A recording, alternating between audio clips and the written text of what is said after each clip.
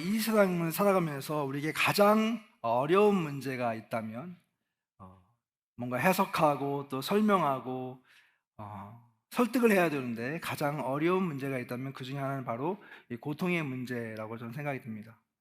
특별히 우리 기독교 신앙의 관점에서 볼 때 이 고통의 문제는 설명하기가 참 어려울 때가 많이 있습니다. 우리는 하나님을 향해서 그분은 전능자라고 이야기하고 그 전능하신 하나님은 사랑의 하나님이다 이렇게 이야기를 하는데 때때로 우리의 삶 가운데서 그런 하나님에 대해서 이해가 안 갈 때가 종종 있기 때문에 그렇습니다. 특별히 우리 주변에 믿지 않는 사람들이 우리를 향해서 하나님에 대해서 정말 하나님이 사랑이시고 전능하신 분이라고 한다면 이 세상에 이렇게 많이 만연해 있는 이런 문제와 고통 속에서 하나님은 도대체 뭘 하고 계신지 설명해 달라고 우리에게 묻는다면 그 문제에 대해서 설득력 있게 설명을 할 수 있는 그리스도인들은 사실 많지 않을 수 있습니다. 왜냐하면 지금 말씀드린 것처럼 그 고통의 문제에 대해서는 우리도 역시 믿음을 가지고 있지만 이해가 안 될 때가 종종 있기 때문에 그렇습니다. 제가 얼마 전에 한국에 갔다 왔을 때인데요. 한국에 가기 전에 한 선교사님으로부터 저한테 메시지가 왔습니다. 그 메시지에서는 어, 한국에 오시면 목사님 저를 좀 만나주세요 이런 메시지였거든요. 근데 사실 제가 짧은 일정으로 갔다 왔기 때문에 그 선교사님이 계신 저 지방에까지 가서 그분을 만나기가 사실 쉽지 않았습니다. 한 이틀은 시간을 내야 되었기 때문에. 근데 그분이 페이스북에 올렸던 한 글을 보면서 그분을 만나러 가지 않을 수가 없었어요. 사실 이분은 미얀마 선교사님이신데요. 대학을 제가 같이 다녔어요. 그런데 대학을 다닐 때부터 이분은 아주 선교에 헌신되어 있는 분이셨고 과거에는 좀 뭐 주먹세계에서 힘을 좀 쏟아가는데 예수님을 만나고 나서 자기의 삶을 선교에 헌신하고 정말 대학교 때부터 선교지를 방문하고 또 이런 동아리를 만들고 그리고 대학을 졸업한 다음에 바로 미얀마에 가서 지금까지 흔들리지 않고 그 사역을 하고 있는 아주 훌륭한 선교사님이십니다. 근데 이 선교사님이 사역을 하면서 이 미얀마에 엄청난 큰 태풍이 왔었거든요. 근데 그 태풍으로 인해서 수십만 명의 사람이 사상하는 일이 있었는데 이분이 그 고난의 현장을 찾아가면서 힘들고 어려운 사람들에게 음식을 베풀어주고 그들을 보듬어주고 그들에게 복음을 전하는 일을 했어요. 그리고 그는 그 미얀마에 있는 젊은이들을 키우기 위해서 자기 집을 오픈해서 수십 명의 사람들을 젊은이들을 함께 공동체 생활하면서 제자 훈련을 하고 또 그들 가운데서 좋은 사람들을 한국과 미국으로 유학을 보내고 자기가 다 서포트를 내서 좋은 리더를 키워내는 일을 했습니다. 그의 사역이 점점 확장이 되고 또 영향력이 퍼져가면서 그를 아주 유명한 스피커가 되었고요. 또 동시에 그를 신뢰하는 많은 사람들이 그분과 함께 사역을 하기 원해서 좋은 NGO도 세우고 또 큰 일도 감당하고 또 최근에는 미얀마의 종합대학을 세우는 일을 진행하면서 정말 많은 돈과 또 시간과 정열을 투자해서 그 일을 진행하고 있었어요. 근데 여러분 아시다시피 미얀마에 쿠데타가 발생하면서 이분은 쫓겨나다시피 이제 한국으로 돌아와야 했습니다. 곧 안정이 되면 다시 미얀마에 돌아가야지 했는데 상황이 너무 어려워지는 거예요. 근데 그런 어떤 그 과정 가운데서 이분이 많은 질문을 하게 된 것이죠. 그러면서 페이스북에 그런 자신의 상황과 미얀마의 상황을 이야기하면서 가장 마지막에 너무 가슴 아픈 이야기를 하는 거예요. 그 나라가 무너져 가는 것을 보면서 내 자신도 함께 무너지고 있는 것을 느낍니다. 너무나 큰 절망과 고통 가운데 빠져 있다고 하는 그 글을 올렸어요. 그 성사를 만나러 제가 갔습니다. 그리고 잠깐의 시간이지만 함께 밥을 먹고 시간을 나누고 이야기를 나눴는데요. 그분은 원래 등치도 굉장히 크고 아주 에너제틱하고 또 정말 유쾌한 분이셨는데 힘이 쭉 빠져 있고 잠을 자지 못하고 우울증에 빠져 있고 최근에 약을 이렇게 복용하시면서 치료를 받고 있는 그런 가운데 있었습니다. 저는 그분을 만나고 돌아오면서 하나님께 그런 질문을 드렸어요. 하나님, 이렇게 열심히 사역하고 최선을 다해 사역하고 자기의 전부를 다해서 사역했는데 이 모든 사역들이 하루아침에 무너지게 생겼어요. 하나님, 어떻게 해야 할까요? 물론 여러분, 이런 질문과 이런 문제들은 이 선교사님에게만 해당되는 일은 아닐 것입니다. 우리가 인생을 살아가면서 우리 삶 가운데서도 사실 이러한 질문을 하게 될 상황이 되게 많이 있어요. 어떤 사람들은 테러의 공격에 의해서 사상을 당한 사람도 있고, 최근처럼 이렇게 여러 가지 코로나 바이러스나 델타 바이러스로 인하여서 원치 않은 그런 질병에 걸려서 한 가족 중에 누군가가 사망하기도 하고, 또 자신이 병에 걸리기도 하고, 또 그 여파에 의해서 자기가 새로 오픈했던 비즈니스가 문을 닫아야 하기도 하고, 직장에서 레이오프를 당하기도 하고, 당장 내일 모레 어떻게 살아야 될지 그것에 대한 어떤 그 긴장감 때문에 매일같이 힘든 상황 가운데서 고통을 호소하면서 살아가는 사람들도 우리 주변에 많이 있습니다. 이 고통의 문제는 믿지 않는 사람들의 문제뿐만 아니라 믿음을 가지고 살아가고 있는 저와 여러분에게도 동일한 문제로 다가와요. 굉장히 중요한 질문이라고 생각을 합니다. 저는 최근에 한 유명한 심리학자죠, 조던 피터슨이라고 하는 분의 강연을 듣게 되었습니다. 이분은 현재 토론토 대학의 교수이시고 또 유명한 심리학자이신데, 그분이 그 강연에서 이렇게 물어봅니다. How do you overcome the suffering of life? 우리의 삶 가운데에서 발생하고 있는 고통의 문제를 어떻게 극복할 수 있을까요? 라고 하는 질문을 가지고 강연을 해요. 근데 거기서 그가 이런 해답을 제시합니다. Be a better person. 더 나은 당신이 되십시오. 근데 사실 이 고통의 문제라고 하는 것은요, 그 고통 자체가 사실 통보하기가 너무 어려운 것이잖아요. 우리를 너무 힘들게 만듭니다. 근데 이 고통에 빠져 있는 사람의 문제는 뭐냐면, 이 고통을 느끼면서 It's unfair. 이것은 공정하지 않아. 이 많은 사람들 가운데 왜 내가 이런 고통을 당해야지? 라고 하는 그런 생각을 가지면서 그런 고통에 대한 더 큰 문제를 인식하게 되는 것이죠. 그러면서 그 문제에 빠져서 이 모든 상황이 더 어지럽게 되는 그런 상황에 빠지게 된다고 하는 것이죠. 그래서 이분이 이야기하시는 것은 그거예요. 우리가 고통에 빠져 있을 때는 정신을 똑바로 차리고 그 문제를 직시하고 당신 자신을 다시 확인하십시오. 문제를 직시하고 내 자신을 보게 되면 나는 그 안에서 한없이 작은 사람이고 아무것도 할 수 없는 사람처럼 보이지만, 그러나 적어도 그 상황에서 할 수 있는 무언가가 있습니다. 그 작은 한 가지를 하다 보면 그것이 쌓이고 쌓여서 결국 문제를 극복할 수 있는 단계까지 나아갈 수 있습니다. 이렇게 이야기를 하더라고요. 굉장히 명쾌하고 또 굉장히 감동적인 그런 연설이었어요. 근데 여러분, 우리가 고통을 당하게 되면 어떤 문제들은 우리가 정말 정신을 똑바로 차리고 그 문제의 원인을 파악하고 내 자신의 능력을 통해서 그 문제를 극복할 수 있는 길도 있어요. 근데 어떤 때는 어떻습니까? 그 고통의 무게가 너무 크기 때문에, 너무 큰 무게로 우리에게 다가오기 때문에 이성적인 사고를 하기가 어려울 때가 너무 많지 않습니까? 실제로 이 강연을 했던 조던 피터슨도요, 2019년도에 자기의 아내가 말기암 선고를 받게 됩니다. 그때 이분은 너무나 큰 충격을 받고 너무나 큰 불안감에 휩싸여서 의사를 찾아갑니다. 그리고 이 불안감을 해소할 수 있는 약을 정식으로 처방받고 그 약을 복용하게 되는데, 그것이 너무 중독성이 강해서 나중에 스스로 이 중독에서 해방되기 위해서 재활병원에 입원하는 일도 발생하게 돼요.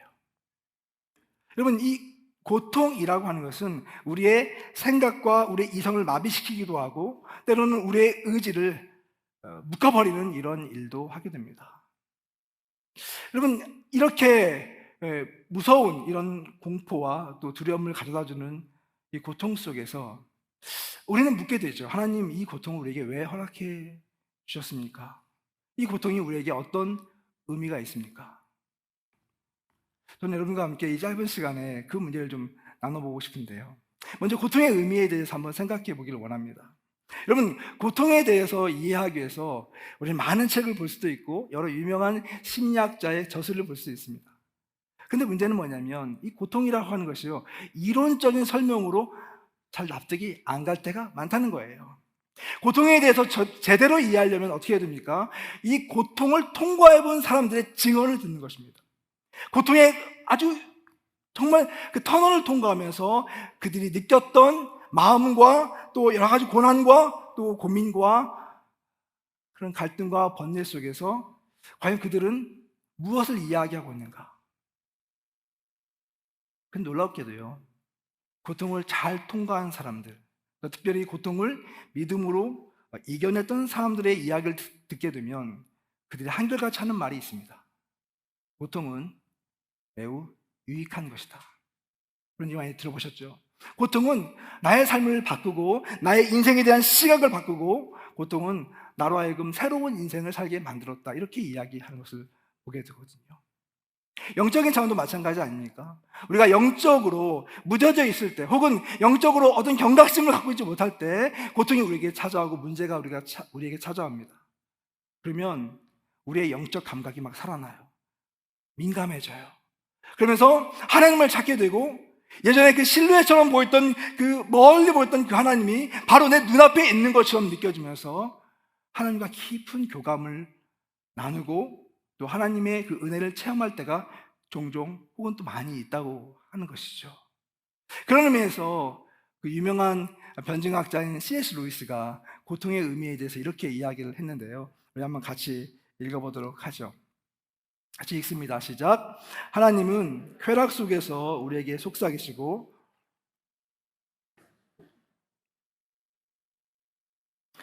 고통은 귀먹은 세상을 불러 깨우는 하나님의 메가폰입니다. 여러분, 하나님께서 우리에게 말씀을 하시는데 그분의 말씀은 항상 우리에게 들려오죠. 근데 그분의 음성이 정말 잘 들릴 때는 언제냐면 이 고통 가운데서 들린다고 하는 것입니다. 하나님은 고통을 사용하셔서 우리에게 큰 소리로 말씀하시고 또 특별히 여기서 표현한 것처럼 때로는 메가폰을 통해서 우리에게 말씀하시는 것이에요. 물론 우리 주변에는 죄를 지으면서도 행복하게 살아가는 사람들이 있습니다. 죄를 지으면서도 아무 문제 없는 것처럼 살아가는 사람들이 우리 가운데 있어요. 그런데 여러분, 그들조차도 그들의 삶에 자기가 핸들할 수 없는 엄청난 문제와 고난이 닥치게 되면 그때 자기 자신을 자각하게 돼요. 그리고 절대자를 찾죠. 하나님께서 우리에게 이 고난과 고통을 통과하시면서 그분이 우리에게 하시고자 하는 말씀이 우리 가운데 있다고 하는 사실이에요. 성경에 나타난 인물 가운데서 고통을 가장 크게 느꼈던, 경험했던 욥이라고 하는 인물을 잘 알고 있잖아요. 그 욥이 고통을 통과하고 난 이후에 하나님께 이렇게 고백을 합니다. 42장 5절 말씀이에요. 내가 죽게 대하여 귀로 듣기만 하였사오나 이제는 뭘로요? 눈으로 주를 배움나이다. 고통을 당하기 전에는 내가 하나님에 대해서 들었어요. 하나님에 대해서 알고 있었어요. 그런데 내가 고통을 통과하면서 하나님을 이제 내 눈으로 바라보는 것처럼 당신을 내가 실존적으로 대하고 당신을 경험하고 있다고 하는 고백을 욥은 하고 있다고 하는 것이죠. 여러분, 이 고통이 주는 우리에게 주는 유익이 있고 또 고통이 주는 우리에게 가치가 있는데요. 근데 사실 이것만 가지고서는 우리가 이 고통을 감내하기가 쉽지가 않습니다. 우리는 하나님께 계속 물어보게 될 거예요. 하나님, 왜 저에게 이런 고통을 주십니까? 근데 하나님의 대답은 무엇일까요? 하나님께서는 우리에게 어떤 자세한 설명 대신에 그들의 행동을 통해서 우리에게 말씀을 해주시거든요. 그것이 바로 십자가의 의미입니다. 제가 이번 주에 책을 한 권 읽게 됐는데요, 최근에 제 주변에 아픈 분들이 굉장히 많이 생기셨어요. 암에 걸리신 분도 많이 계시고 또 여러 가지 질병, 또 지난주, 지지난주는 2번이나 장례를 참석하고 또 치료해야 하는 그런 일도 있었거든요. 참 가까운 분들이셨습니다. 그래서 제가 이 고통에 대해서 더 많은 생각을 하게 되었던 것 같아요. 근데 그 가운데서 읽었던 책이 뭐냐면 고통은 헛되지 않는다라고 하는 책이에요. 혹시 여러분 나중에 기회가 되면 이 책을 꼭 한번 읽어보셨으면 좋겠습니다. 굉장히 짧은 책이고, 이 책을 쓴 저자는 엘리자베스 엘리엇이라고 하는 선교사님이신데요. 여러분 어디서 많이 들어본 듯한 이름이죠. 이분의 남편이 누구냐면 짐 엘리엇입니다. 이 짐 엘리엇은 아주 우리 기독교 선교 역사에 있어서 굉장히 중요한 인물로 부각이 되고 있는데요. 근데 놀라운 것은 뭐냐면 이분이 선교 사역을 하면서 엄청난 어떤 업적을 이루었기 때문에 그의 이름이 기록되는 것은 아니에요. 그는요, 아주 젊었을 때부터 하나님을 만나고 하나님께 자기의 삶을 헌신해서 하나님께 정말 자기의 삶을 불태워서 복음을 증거하고자 하는 그런 선교에 헌신된 사람이었거든요. 대학을 졸업하고 그리고 에콰도르에 선교사로 가게 돼요. 그런데 여러분, 이 에콰도르에서 선교사를 하면서도 자기 마음 가운데는 한 번도 복음을 들어보지 못한 사람에게 복음을 전해야 된다고 하는 그런 열망이 있어서 자기와 뜻을 같이 하는 5명, 자기를 포함해서 5명의 젊은 선교사가 그 에콰도르 아마존 지역에 있는 한 부족을 찾아가게 됩니다. 그 부족의 이름이 아우카 부족인데요, 이 부족은 아주 포악하고 또 알려진 바가 없고 그리고 저 오지에 있는 만나기 너무 어려운 그런 부족이었어요. 이 5명의 선교사가 이들에게 복음을 전하기 위해서 함께 기도하면서 그 부족에게 찾아가는데요, 놀랍게도 배에서 내리는 그날 그 아우카 부족을 만나고 참혹하게 살해를 당하게 됩니다. 칼과 창과 도끼로 온몸이 잔혹하게 찢기고 그리고 버려져서 그렇게 실종이 되고 말아요. 한참을 지나서 연락이 되지 않아서 이분을 찾게 되었는데 이런 참혹한 광경을 맞이하게 된 거죠. 5명의 이 젊은, 이 헌신된 선교사들이 아무것도 하지 못한 채 거기에서 목숨을 잃게 되었어요. 그래서 한 기사에서는 이 사건을 가리켜서 What an unnecessary waste, 얼마나 이렇게 불필요한 낭비인가, 이런 기사를 쓰기도 했습니다. 근데 여러분, 사건은 여기서 끝나지 않습니다. 1년의 시간이 지나서 이 짐 엘리엇의 아내였던 엘리자베스 엘리엇이 이 부족을 다시 찾아가게 됩니다. 그 1년 동안 이 엘리자베스는 간호사 훈련을 받고 이 부족을 찾아가서 그 부족과 함께 살아요. 그리고 5년 동안 그 부족을 싸매주고 또 섬겨주면서 그래서 선교 사역을 합니다. 5년이 지났습니다. 이제 사역을 마치고 이제 그 부족을 떠날 때가 되었는데 마지막 날 이제 파티를 열어주는 거죠. 그러면서 그 사람들이 너무 이 엘리자베스를 고마워하면서 추장이 물어봅니다. 당신 도대체 누구시길래 이곳에 와서 우리 이렇게 사랑해주고 섬겨주십니까? 그때 이야기합니다. 저는 5년 전에 당신들이 죽였던 그 5명의 선교사 중에 한 남편의 아내입니다. 너무나 놀라운 소식을 듣게 되자 이제 거기서 통곡을 하고 자기의 죄를 자복하고 그리고 그녀가 전하는 복음을 받아들이게 돼요. 그러고 나서요, 그 부족의 복음의 역사가 발생하기 시작합니다. 그들을 죽였던 한 사람이 그 부족의 목사가 되고 또 그 죽음의 살해에 가담했던 사람들이 그 교회의 장로가 되면서 이 부족에 수백 개의 교회가 생기고 대부흥의 역사가 일어나게 돼요. 여러분, 이 이야기만 듣고 나면 어떻습니까? 아, 정말 하나님의 역사는 대단하구나, 하나님의 역사는 놀랍구나, 이렇게 이야기할 수 있겠죠. 근데 이 사건을 경험했던 이 엘리자베스 엘리엇의 상황은 어땠을까요? 그는 이 책에서 자기의 마음을, 심정을 이렇게 서술을 하고 있는데 하나님께 물어보는 거예요. 하나님, 도대체 왜요? 자기 남편은 그때 29살밖에 되지 않는 젊은 남편이었습니다. 자기 가정에는 이제 10개월 된 어린 아이가 있었어요.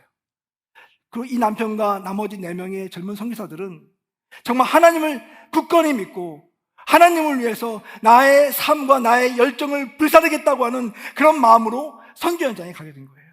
하나님, 제가 여기에 가서 주의 복음을 전하고 주의 나라를 선포하고 이 땅에 주의 다스리심이 있는 그것을 꿈꿉니다 라고 그곳에 갔는데 복음을 단 한마디도 전하지 못하고 참혹하게 살해되는 현장을 보면서 이 와이프가 하나님께 묻게 되는 것이죠.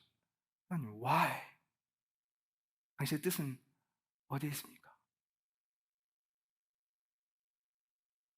근데 여러분, 하나님께서 거기에 대한 대답을 해주지 않는 거예요. 대신 하나님께서 이 엘리자벳의 마음을 어루만져 주십니다. 나는 항상 거기에 있었다. 나는 너와 함께 할 것이다. 나는 하나님이다. 여러분, 말도 안 되는 이야기 아닙니까? 우리는 질문을 한 거예요. 하나님 why? 근데 하나님은 거기에 대한 대답을 해주지 않는 거예요. 여러분, 성경을 보세요. 성경에 보면 성경에서 이 고통에 대해서 뭐라고 말씀하고 있습니까? 여러분, 성경에 나와 있는 고통에 대한 여러 가지 그 본문들을 설명하면서 하나님이 우리에게 납득할 만한 설명을 주셨어. 나의 모든 문제는 모두 해결됐어. 이렇게 말할 수 있는 구절이 몇 개나 될까요? 하나님은요, 우리에게 why라고 물을 때 그것에 대해서 잘 조근조근 이해할 만큼의 그런 설명을 깃들여서 말씀해 주신 분이 아니에요. 대신 하나님은 한 가지 행동을 취하시죠. 그것이 무엇입니까? 바로 그분이 고통에 대한 의미와 그 고통에 대한 원인을 또 그 가치를 묻는 우리들에게 본인 스스로 십자가를 지심으로 그 고통에 참여하면서 대답을 해주시는 거예요. 가장 피하고 싶은 고통의 극치라고 할 수 있는 그 십자가를 예수 그리스도께서 지시면서 네가 묻고 있는 그 고통에 대한 의미를 내가 내 행동으로 보인다고 하는 것이죠. 그러면서 그 십자가의 고통과 죽음을 통과하시면서 나의 대답은 바로 고통에 대한 사랑이다라고 말씀을 하시는 거예요. 십자가에서 하나님의 사랑과 고통이 융화되는 그런 놀라운 현장을 우리는 보게 되는 것이죠. 그래서 여러분, 이 책에서 이런 이야기를 해요. 자넷 어신 스튜어스라고 하는 분이 기쁨은 고통의 부재가 아니라 하나님의 임재다, 이런 얘기를 해요. 여러분, 우리가 정말 하나님 앞에서 진정한 기쁨을 누린다고 하는 것은 무엇입니까? 내 삶에 있어서 내가 원치 않는 모든 고통을 다 제거해 주시고 내 안에 화평과 평화가 있다고 해서 내 안에 기쁨이 들어가는 것이 아니라 진정한 그리스도의 기쁨은 하나님의 임재 안에 있을 때만 경험되어 줄 수 있다고 하는 거예요. 저는 20년 전에 미국에 유학생으로 오게 되었는데요. 아마 많은 분들이 미국에 와서 여러 가지 그런 고난을 통과하셨을 거예요. 근데 저도 20년 전에 미국에 와서 학생으로 왔는데 오자마자 이게 뭐 경제적인 상황이 그래서 여러 가지 일을 해야 했습니다. 제가 이제 모텔에서 일을 했는데 밤에 이제 주로 밤 일을 했거든요. 밤 10시부터 다음날 6시까지, 어떤 날은 밤 6시부터 다음날 6시까지 일주일에 4일, 5일씩 이렇게 모텔에서 일을 했습니다. 그래도 그 모텔이 좋았던 것은 뭐냐면 이렇게 새벽이 되면 손님이 없기 때문에 책을 펴놓고 이제 공부를 하고 숙제를 하고 이렇게 살았어요. 근데 이제 제가 그 일만 한 게 아니라 이제 주말에는 교회 사역도 하고 또 낮에도 일을 하고 또 학생으로서 풀타임으로 공부를 해야 되기 때문에 사실 삶이 녹록지는 않았습니다. 근데 이제 어느 날 이렇게 새벽에 이렇게 공부를 하고 있는데 사장님이 이렇게 오신 거예요. 사장님이 일찍 오셔서 문을 딱 열더니 제가 이제 공부를 하는 모습을 보면서 미스터리, 내가 보니까 미스터리 별로 안 바쁜 것 같은데 밖에 나가서 일 좀 하라고. 이게 뭐냐면 파킹랏에 있는 낙엽을 좀 쓸으라고 하는 것이었습니다.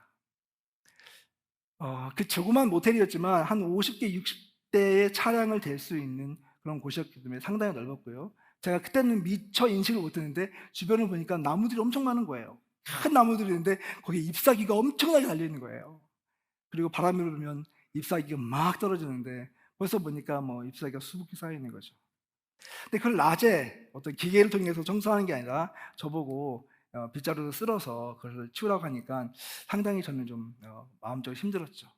그래서 어떡하겠습니까? 시킨 일이니까 이제 새벽 한 3시나 4시쯤 되면 빗자루를 들고 가서 파킹랏을 이렇게 씁니다. 제가 군대에서 많이 쓸어봤거든요. 근데 미국까지 와서 빗자루질 할 줄 몰랐습니다. 근데 이게 밖에 나가서 쓰고 있는데 1시간 혹은 2시간을 쓰면 어느 정도 이렇게 낙엽을 치울 수가 있는데 낙엽이라는 게요, 바람이 불면 또 떨어져요. 뒤를 보면 낙엽이 또 쌓여 있고. 그래서 여러분, 낙엽에 대해 노래하지 마십시오. 별로 유쾌하지 않습니다. 근데 여러분, 어쨌든 어느 날 이렇게 또 새벽에 낙엽을 쓰고 있는데 갑자기 그런 거 있죠. 신세가 너무 막 이게 뭔가. 그래서 낙엽을 쓰다가 그럴 때 꼭 하는 행동이 뭐예요? 하늘을 쳐다보는 거죠.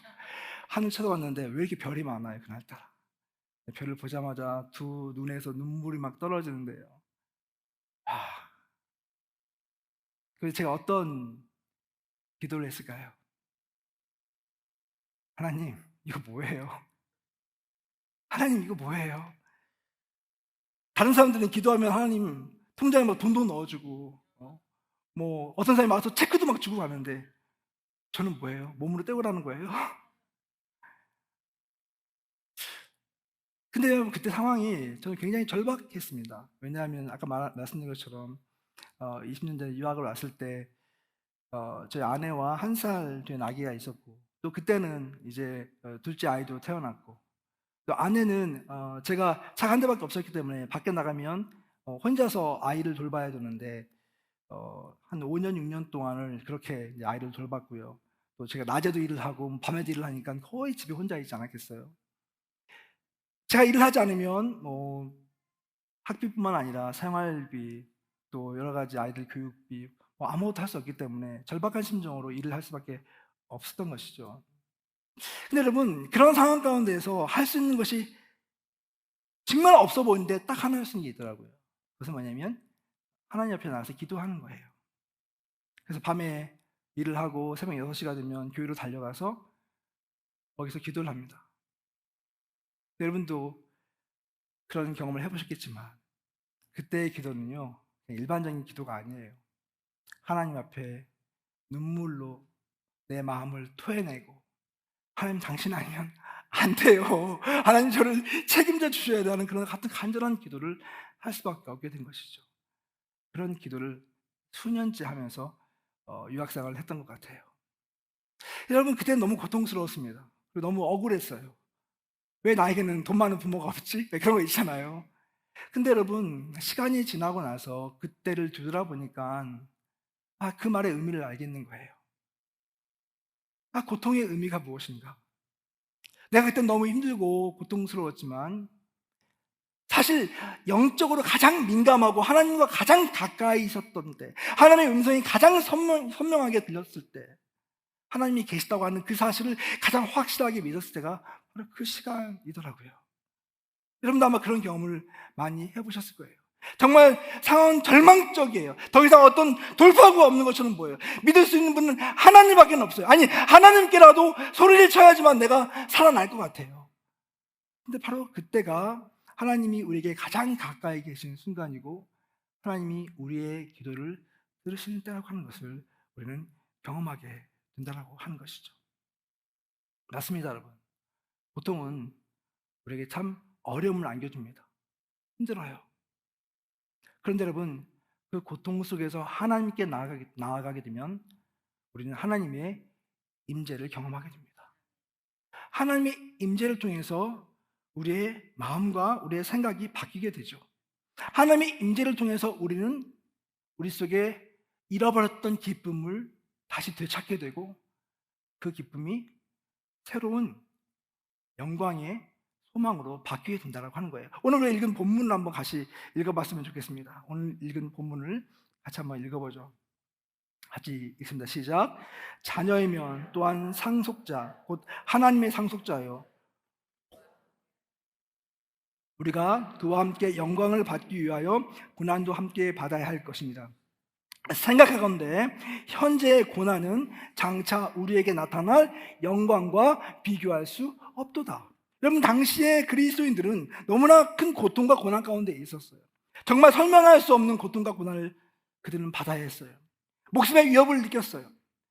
그 어떤 것도 그들에게는 어떤 소망이 될 수 있는 그런 것이 없었어요. 믿음 때문에 그들이 받고 있는 이 엄청난 그 고난 속에서 어떻게 그들이 기뻐할 수 있고 어떻게 그들이 소망을 이야기할 수 있겠습니까? 그런데 너무나 놀랍지 않아요? 여기서 말씀하는 것처럼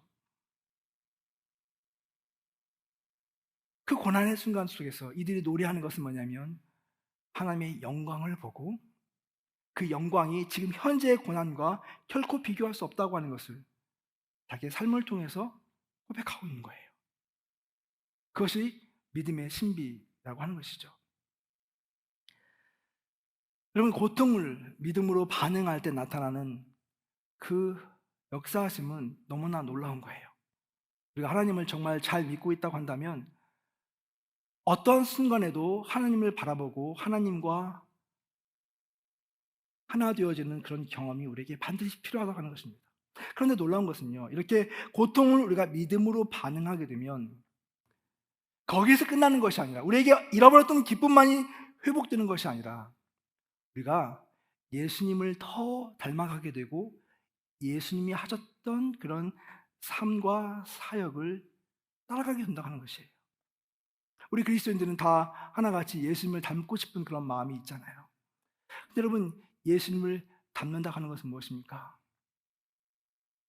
앞에서 말씀드린 것처럼 예수님께서 우리가 why라고 물었을 때 예수님은 그 why에 대해서 설명해 주지 않고 그분은 십자가에 달려서 죽으심으로 행동으로 우리에게 그분의 응답을 하셨어요.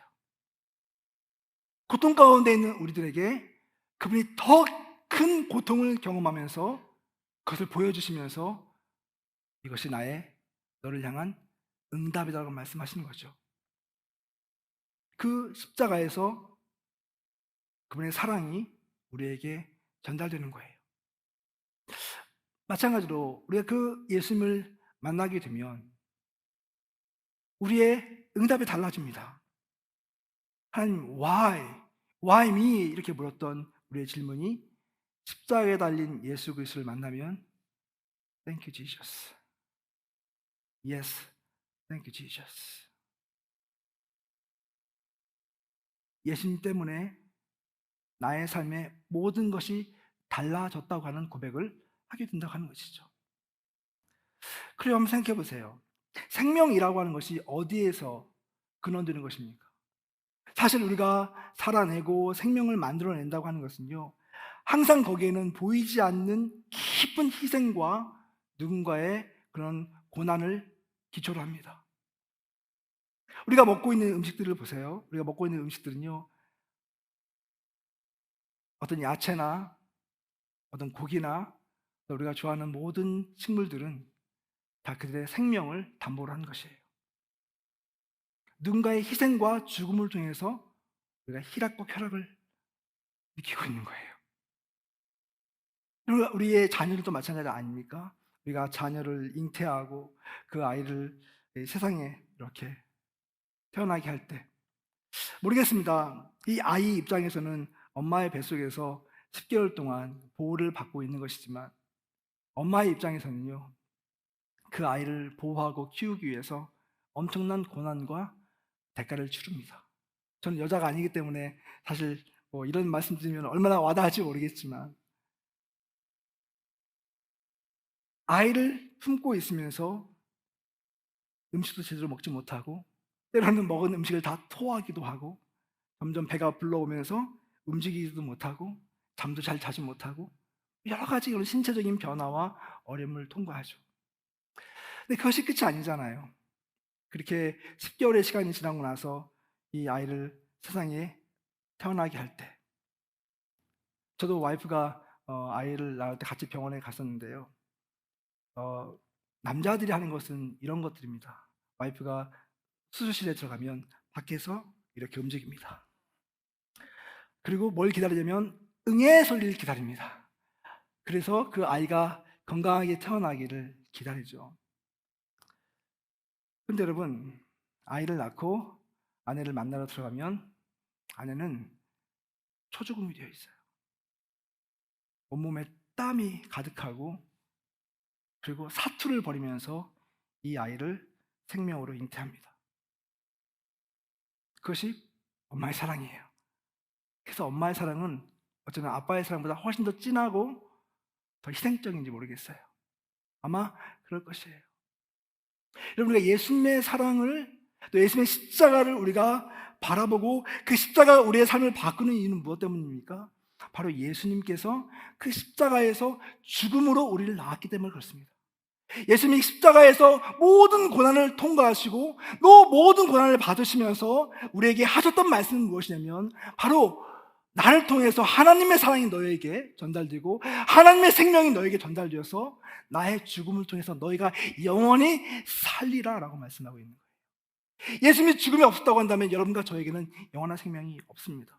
예수님의 고통이 없었다고 한다면 여러분과 저의 삶에 회복과 치유가 없어요. 예수님이 매를 맞고 채찍에 맞고 고난을 당하고 눈물을 흘리시고 그리고 가슴에 혈관을 쓰시고 그 안에서 엄청난 고난 가운데서 그 피를 흘려 돌아가셨기 때문에 여러분과 제가 영원한 소망을 가지고 새로운 생명을 가지고 살아갈 수 있는 그 근거와 토대를 주님이 마련해 주셨다고 하는 거예요.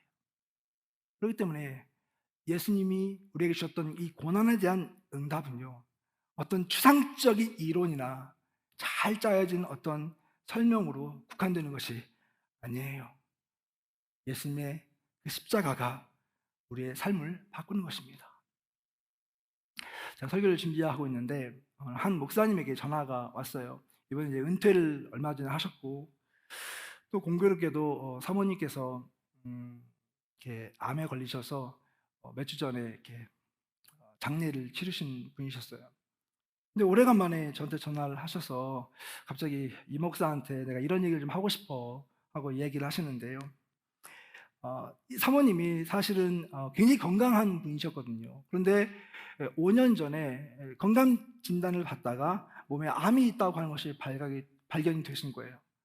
그리고 병원에서 한 6개월 정도 살 수 있다고 이렇게 선고가 내려졌어요. 난리가 난 거죠. 목사님과 자녀들이 난리가 났습니다. 그래서 할 수 있는 모든 방법을 다 동원해서 한국과 미국의 병원을 가서 좋은 의사를 만나고 또 약을 투약하고 신약이 나오면 그 신약을 또 대입해보고, 그러면서 참 기적과 같이 5년을 더 사시게 된 거예요. 그리고 얼마 전에 이제 소천을 하시게 되었는데요. 이 목사님이 저한테 이런 얘기를 하는 거예요. 자기는요, 와이프에게 늘 이렇게 얘기했대요. 여보, 힘내. 여보, 더 살 수 있어. 괜찮아. 하나님이 더 살려주실 거야. 자기는 그 믿음을 잃지 않고 있었대요. 근데 와이프가 이제 하나님 품에 안기고 그 자기의 삶을 이렇게 회상해 보니까 와이프가 죽은 것이 몇 주 전에 죽은 것이 아니라 5년 전 암 선고를 받은 그날 죽었다고 하는 것을 알게 되었대요. 암 선고를 받은 그날부터 이분은 늘 죽음을 묵상하는 것이죠. 죽음이 가까이 왔다고 하는 것을 알고 때로는 그것 때문에 불안하고 두려워하고 또 공포를 느끼고, 자기는 잘 몰랐대요. 이렇게 어려운 시간을 아내가 통과하고 그리고 그 가운데서 하나님 품에 갔다고 하는 것을 알게 되면서 너무 후회가 된다고. 저는 이 목사님의 전화를 받기 전까지는 저도 되게 무덤덤했던 것 같아요. 제 주변에 암에 걸리는 사람도 많이 생기고 또 어려움을 겪는 사람도 많이 보게 되고, 그때마다 저는 최선을 다해서 기도하겠습니다. 그리고 생각날 때마다 그분의 이름을 적어놓고 기도를 했어요. 그런데 사실은 얼마나 내 마음을 다해서 얼마나 간절하게 기도했는지는 좀 부끄러운 것 같아요. 만약에 정말 그 죽음이 바로 눈앞에 있고 그 죽음 때문에 고통 가운데 있고 그것을 통과하고 있는 그런 고난의 순간에 있다고 하는 것을 제가 함께 느낄 수 있었다고 한다면 저의 기도는 달라졌을 거예요. 여러분, 고통의 의미는 무엇일까요?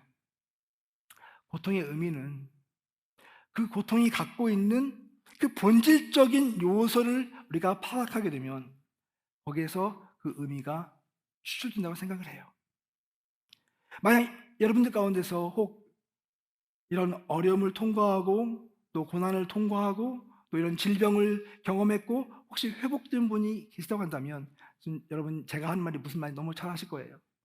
혹시 내 주변에 누군가가 같은 질병을 겪었거나 같은 상황을 통과했다면 아마 여러분들은 당장 그들에게 찾아가서 손을 붙잡아주고 그들을 위로해주고 같은 마음으로 울어주고 기도해 주실 거예요. 여러분, 예수님께서 십자가에 달려 돌아가시면서 우리에게 어떤 모습으로 나타나셨냐면 완벽한 그 흠 하나 없는 그런 거룩한 예수님으로 나타나신 것이 아니라 온몸이 찢기고 상처받은 상처 입은 치유자로 우리에게 나타나셨어요. 그렇기 때문에 우리의 마음에 난 상처, 육신에 난 상처, 여러 가지 질병, 여러 가지 고난, 여러 가지 고민 가운데 있는 우리를 그분은 보듬어 주시고 내가 너를 정말 이렇게 사랑한단다 말씀하실 수 있는 거거든요. 저는 오늘 여러분들에게 이런 권면을 드리고 싶어요. 꼭 여러분들이 정말 건강하시다고 한다면 여러분 정말 감사했으면 좋겠습니다. 우리에게 이런 평안을 주시고 기쁨을 주시고 이런 것을 누릴 수 있게 해준 주님 너무 감사합니다. 그러나 그것이 끝이 아니길 바랍니다. 하나님은 우리를 통해서 지금 그런 고난의 가운데서 누군가의 위로와 손길이 필요한 그런 사람들을 찾고 계시거든요. 혹 여러분 가운데서 그런 고난을 통과하고 그런 아픔을 가지고 있는 사람이 있다면, 혹 과거의 그 아픔이 지금도 나의 가슴을 찢고 그것을 생각할 때마다 눈물이 나고 그것이 부담스러운 분이 있다면 여러분 그것을 예수님 앞에 가지고 오세요. 예수님은 여러분의 상처를 받아주시고 싸매어 주시고 위로해 주실 거예요. 혹 여러분 가운데서 그 과거의 그런 상처로부터 치유가 되어서 이제 완전해진 분이 계시다면 여러분의 눈을 들어서 여러분 자식뿐만 아니라 여러분 주변에 있는 상처받은 누군가를 바라보시고 그들을 찾아가시고 그들에게 말을 걸어주시고 그들의 손을 붙잡아 주시고 같이 울어주세요. 그것이 예수님 우리에게 원하시는 거예요. 고통을 우리가 핸들할 수 없지만 그러나 고통에 반응할 수 있는 힘을 우리에게 주셨어요. 저는 우리 시드교회가 그런 교회가 되기를 주의로 축원합니다. 우리가 있는 MC들이 그런 공동체가 되기를 주의로 축원합니다. 누군가 아픈 사람이 그 상처를 가지고 왔을 때 같은 마음으로 울어주고 같은 마음으로 위로해주고 같은 마음으로 보듬어줄 수 있는 그런 사랑의 공동체, 그리고 그것을 통해서 새로운 회복이 일어나고 하나님의 나라가 우리 가운데 정말 실제로 임할 수 있는 그분의 임재를 추구하는 우리 모두가 되기를 주의 이름으로 축원합니다.